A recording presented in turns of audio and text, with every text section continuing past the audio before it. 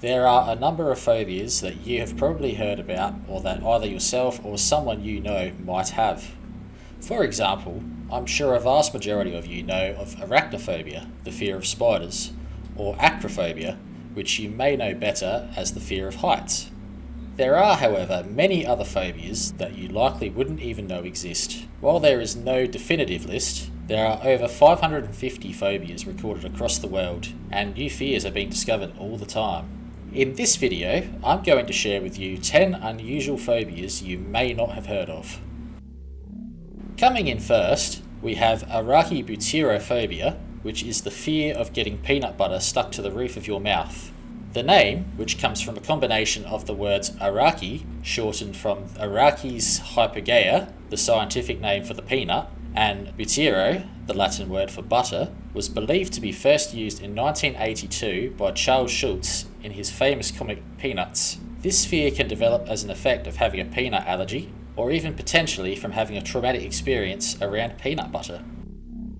Our second phobia might sound a bit fruity. It is banana phobia, which, believe it or not, is the fear of bananas. There are believed to be rather few sufferers worldwide. Most recorded cases have stemmed from traumatic childhood experiences involving bananas, ranging from either being forced to eat them to being pranked in a way that involves them. Another theory is that some sufferers are repulsed by a banana's texture, even comparing one that is over-ripened to a slug. At number 3 is a fear I was only aware of because a friend of mine actually suffers from this, which is climacophobia, or the fear of climbing. This is not to be confused with the earlier mentioned fear of heights, nor bathmophobia, the fear of stairs, although having to climb said stairs are one of the ways climacophobia can affect its sufferers. These people can also struggle from interaction with ladders, rock climbing walls, and in some cases, even steep hiking trails. Number 4 is actually a two fears for one deal. Firstly, there is dextrophobia, which is the fear of having objects to your right hand side. The opposite to this, the fear of objects to your left hand side, is levophobia. People who suffer from one of these fears may develop compulsive behaviours in order to avoid having objects to that respective side. It is because of this that it is believed people who suffer from obsessive compulsive disorder, or OCD, are potentially more prone to developing dextrophobia or levophobia. Other causes for these fears range from genetic factors, such as a family history of phobias, or past traumatic experiences. For example, being involved in a car accident and getting hit on that relevant side of their body. Our number 5 is no laughing matter. It is geliophobia, the fear of laughter.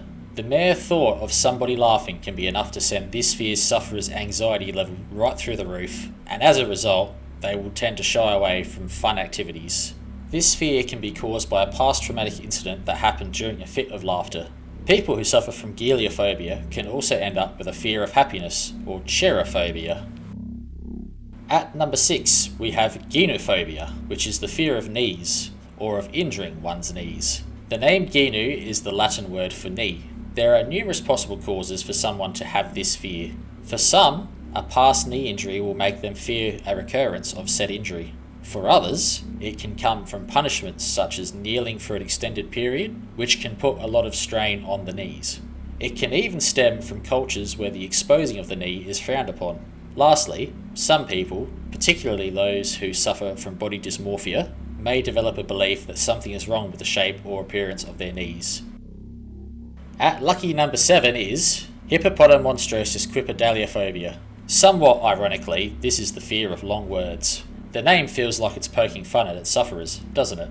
This phobia can stem from past instances where one has had struggles pronouncing long words, and as a result has been ridiculed for doing so, and or has even felt shame in themselves, feeling as though they've failed. Either one of these reactions can make these people rather anxious at the sight of longer words.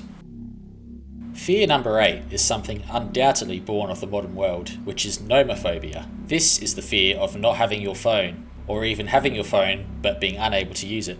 The name is an abbreviated form of no mobile phone and was believed to be first named in a 2008 study commissioned by the UK Postal Office. People who are addicted to their mobile phones are believed to be most at risk of developing this fear. This is evident in the signs of this phobia, which include being unable to turn off your phone, taking your phone everywhere you go, and I mean everywhere, constantly checking to make sure you have your phone, and stressing over being disconnected from your online presence, whether it's because you have no phone or even just no Wi-Fi or phone data. At number 9, we have Nostrophobia, the fear of returning home. There are a number of situations that could potentially trigger this phobia. For some, it could be past traumatic events occurring at home, which could make one highly anxious about returning. For others, it could be that the home has been the location where significant stressful life events have occurred, and the thought of returning to the place these have happened triggers this fear. Coming in last, but certainly not least, is phobophobia. As the name might suggest, this is the fear of phobias themselves. People who already suffer from a phobia are most at risk, being triggered by being so afraid of the emotions or physical manifestations of their fears that it develops into phobophobia. That brings us to the end of this exploration into obscure phobias. Take care of yourself, and I'll see you next time.